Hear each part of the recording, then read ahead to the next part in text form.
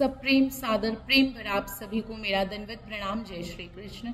आशा है आप सभी स्वस्थ सकुशल मंगल हैं और हमारे इसी श्रृंखला में, इस माला में एक और मोती को आज चलिए मिलकर पिरोते हैं। 12वां श्लोक, 12वां मोती।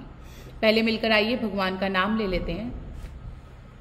श्री कृष्णाय नमो नमः, श्री कृष्णाय नमो नमः, श्री कृष्णाय नमो नमः, श्री कृष्णाय नमो नमः। मुझे शरण में रखो सदा, चरणों में दो थोड़ी जगह। श्री कृष्णाय नमो नमः, श्री कृष्णाय नमो नमः। सप्रेम सस्नेह आप सभी को दंडवत प्रणाम। जय श्री कृष्ण।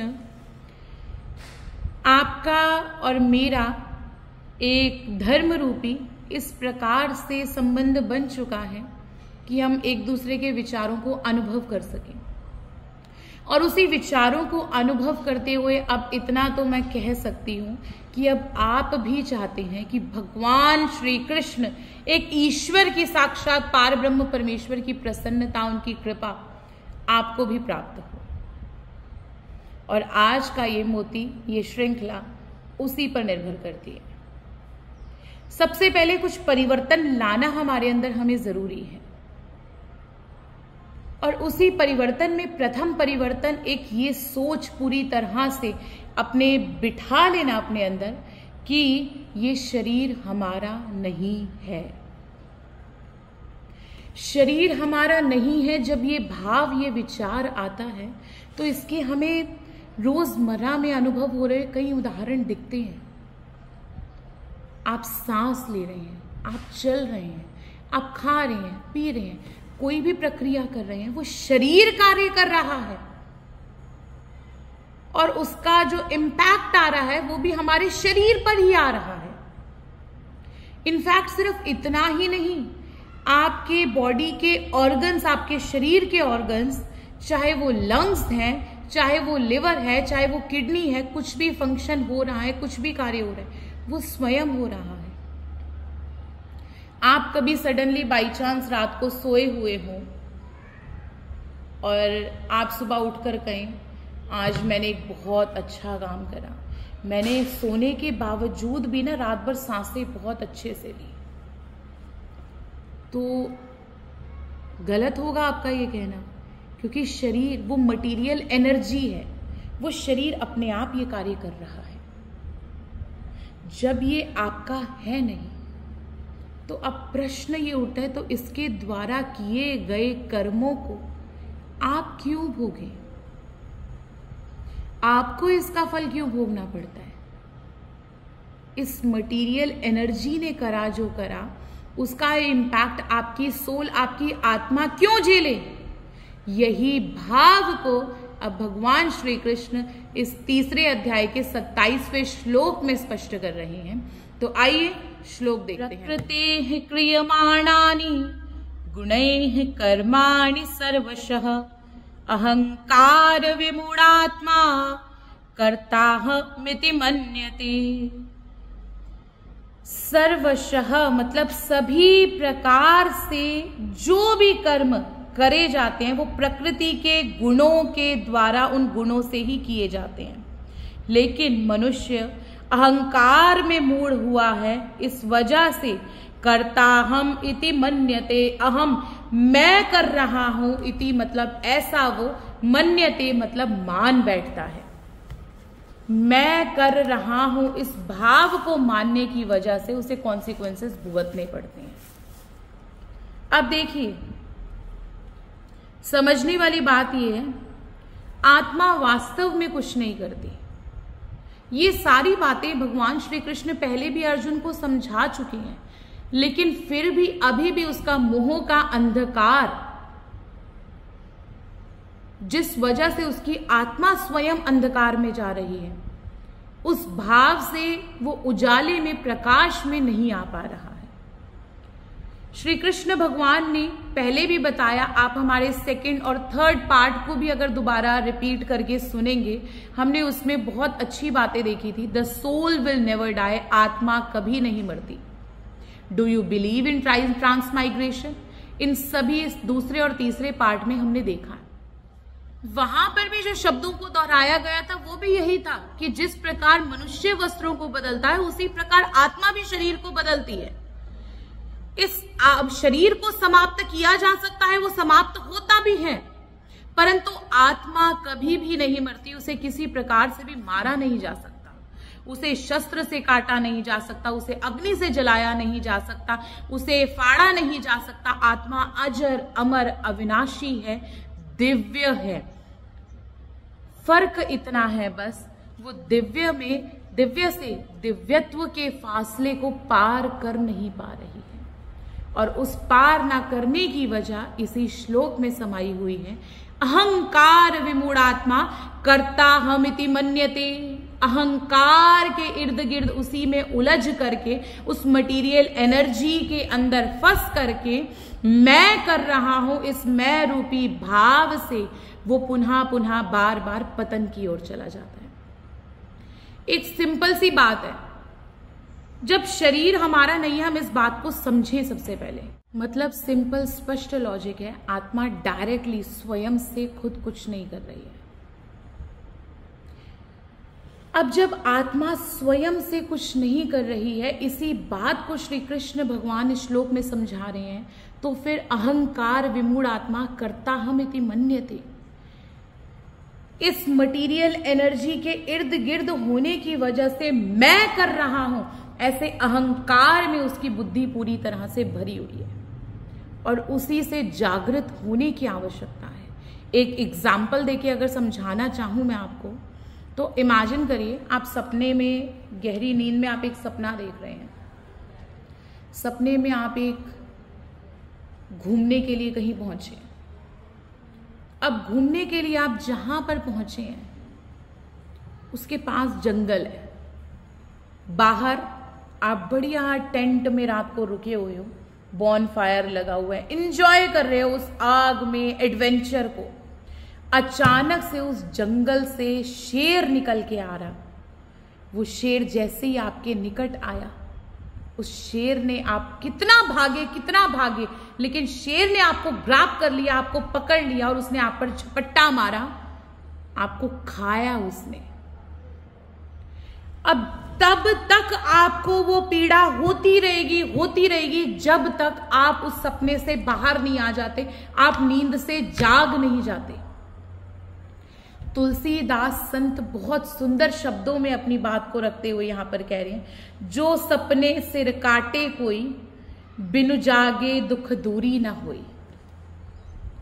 मतलब एग्जैक्ट यही स्थिति है हमारी कि हम इस मटेरियल एनर्जी, इस भौतिक ऊर्जा में इस तरह से उलझे हुए हैं, इतनी वो हमारे इर्द गिर्द हावी हुई पड़ी है कि हमारा मन जो सोचता है, हमारी बुद्धि जो निर्णय लेती है, हमारा शरीर जो कार्य करता है, हम हमारे उसमें यही सोचते हैं कि ये मैं कर रहा हूं, और ये मैं ही हमें बहुत ज्यादा नीचे पतन रूपी लेके जाता है। उस सपने की भांति हमें पीड़ादायक, कष्टदायक बनाता है।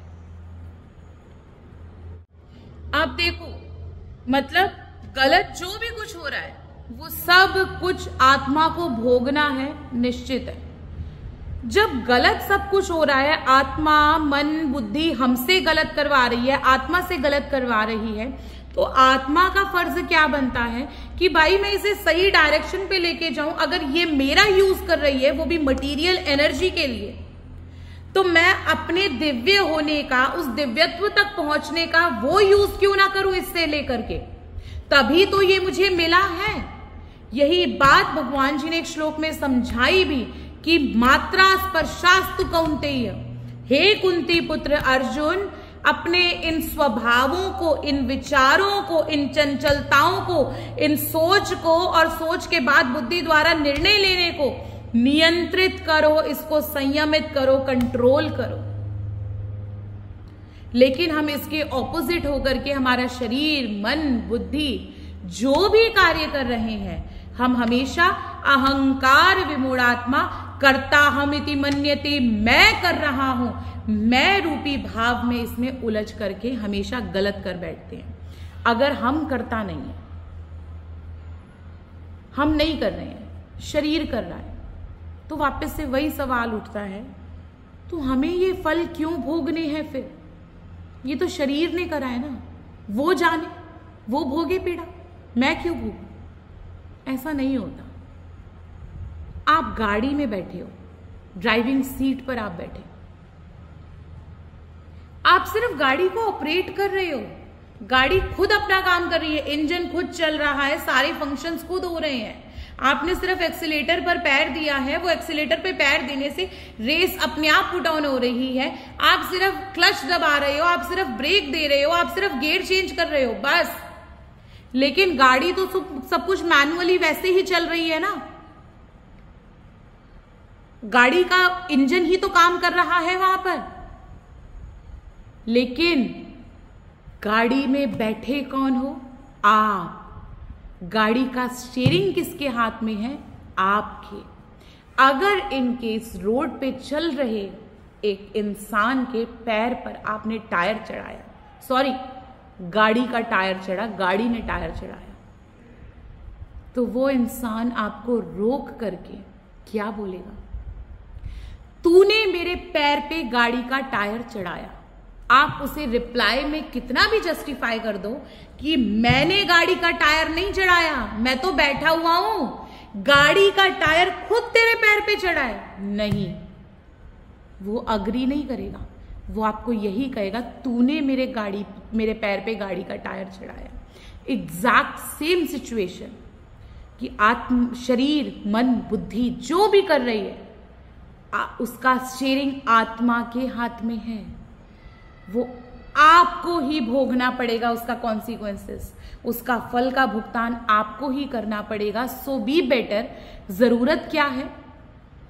तू मेरा इस्तेमाल कर रही है, मुझे तेरा यूज चाहिए, सो मुझे मात्रा स्पर्शास्तु, मुझे इसको कंट्रोल करना है, इसको नियम करना है, इसको संयमित करना है, और कंट्रोल में करके मुझे स्टीयरिंग को अपने तरीके से चलाना है। इस शरीर को, इस मन को, इस बुद्धि को मैं अपने तरीके से चलाऊंगा। गीता के आखिरी अध्याय में भगवान जी बहुत सुंदर शब्दों में कहते हैं, बुद्धि योग मुपाश्रित्य, कि सबसे जरूरी पता है क्या है अर्जुन? अपनी बुद्धि में पूरी तरह से ज्ञान को प्रकाशित करना। जब तू ज्ञान को प्रकाशित कर लेगा, तेरा मन कंट्रोल होगा। मन कंट्रोल होगा तो तुझे मटेरियल एनर्जी में उलझना नहीं पड़ेगा बार बार। ये शरीर तेरे कंट्रोल हो जाएगा, तू जैसा चाहेगा वैसा कार्य तू कर पाएगा। बहुत स्पष्ट बात है कि शरीर अपना नहीं है, शरीर में जो कुछ भी दिया है वो भी अपना नहीं है। अब सबसे बड़ी बात सोचने वाली यही आती है यहां पर, कैसे इस भौतिक ऊर्जा में, इस मटेरियल एनर्जी में, इस शरीर में जो भी शक्ति आपको प्राप्त हुई है वो भगवान के द्वारा आपको प्राप्त हुई है। इसमें कर्ता दो हैं, लेकिन प्रयोजक कर्ता ईश्वर है। आप एकमात्र प्रयोजन करता हो। प्रोवाइडर वो है, आप यूटिलाइजर हो। अब जब वो प्रोवाइड कर रहा है आपको इन शक्तियों को, एज एग्जाम्पल इन आंखों को, अब इन आंखों को आप कैसे यूटिलाइज करते हो? आप चाहो तो अभी यहां पर मुझे देख रहे हो, आप चाहो तो मंदिर जाकर के परमेश्वर संबंधित श्री मूर्ति को देख रहे हो और ईश्वर के ज्ञान को इन आंखों से पढ़ने का उस दौरान प्रयास कर रहे हो। आप चाहो तो इसी यूट्यूब पर बहुत सी एंटरटेनमेंट, वल्गर जोक्स, हर चीज आपको मिलेगी, आप वो कर रहे हो। आप चाहो तो आप नेटफ्लिक्स एंजॉय कर रहे हो, आप चाहो जो भी चाहो आप वो कर रहे हो। प्रोवाइडर ने तो आपको पावर प्रोवाइड करी, लेकिन यूटिलाइजर ने अगर उसको गलत करी तो बेड़ा गर्क, कोई फायदा नहीं हुआ। यही यहाँ पर श्री कृष्ण भगवान इस बात को समझा रहे हैं कि अर्जुन, प्रकृते क्रियमाणानि गुणे कर्माणि सर्वशः अहंकार विमूढ़ात्मा कर्ताहमिति मन्यते।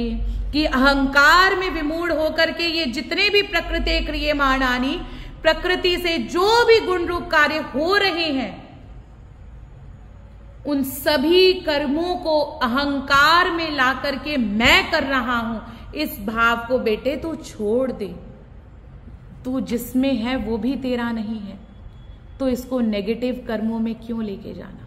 सो बी पॉजिटिव। हमें इसकी ऊर्जा का, इस भौतिक ऊर्जा का, इस मटेरियल एनर्जी का लाभ उठाते हुए, इसका फायदा उठाते हुए, इसका उपयोग करते हुए, इसके स्टीयरिंग को पूरी तरह से अपने हाथ में लेते हुए, इसकी ड्राइविंग सीट पर हम ही बैठे हुए हैं। ये खुद से नहीं चल रही है, खुद से चलेगी तो खुद भी हम तो डूबेंगे सनम, तुझे भी ले डूबेंगे। उस भाव से ये इस प्रकार से कार्य करेगी। तो उस भाव से डूबने की बजाय, अहंकार में आने की बजाय, मैं कर रहा हूं, मेरा है, इस भाव में आने की बजाय, इन सब चीजों को स्वयं से दूर करके अपने आप को सचेत करते हुए आगे बढ़ना आवश्यक है। इस भाव में हम ये तो कह नहीं सकते खाना खाए रमेश उल्टी करे सुरेश। जब रमेश ने खाना खाया तो उल्टी भी तो वही करेगा ना। तो उसी प्रकार से हमने गलती करी, अगर शरीर मन बुद्धि द्वारा हमने अगर नेगेटिव इसके इम्पैक्ट में आते हुए, अहंकार में, अभिमान में आते हुए, इस भौतिक ऊर्जा में नेगेटिवली अपने आप को पूरी तरह से उस घेरे में उलझ कर जो हमने गलती करी, उससे भोगना भी उसके द्वारा किए गए हर कार्य को हमें ही पड़ेगा। तो इन हर कार्यों में उस भोग में मलिन होने की बजाय इसको सही तरीके से यूटिलाइज कैसे करना है, हमें उस चीज को समझना जरूरी है। तो अब कर्म पथ का कार्य, क्रियाएं, कर्म किस प्रकार होने चाहिए, अब ये रास्ता हमारा शुरू हो चुका। So it's a wake up call from भगवान श्री कृष्ण कि बेटा तुझे जागने की जरूरत है। ये हमें सचेत करने के लिए भगवान की तरफ से एक पिंच है हमें, कि जो हम इसमें वापस से बार बार उलझ रहे हैं, उसमें उलझने की बजाय सुलझ करके इस मोटिव को समझें और उनकी कृपा के पात्र बने हम, उनकी प्रसन्नता के लायक बने हम। आखिरी में 2 शब्द कहना चाहूंगी। मन से भटक कर जो हारा तो होगी तेरी भी हार। मन से भटक कर जो हारा तो होगी तेरी भी हार। मन से जीत कर जो जिया तो होगा तू भव से पार। मन से जीत कर जो जिया तो होगा तू भी भव से पार। तो चलिए आज्ञा दीजिए। सस्नेह दंडवत प्रणाम। जय श्री कृष्ण आप सभी।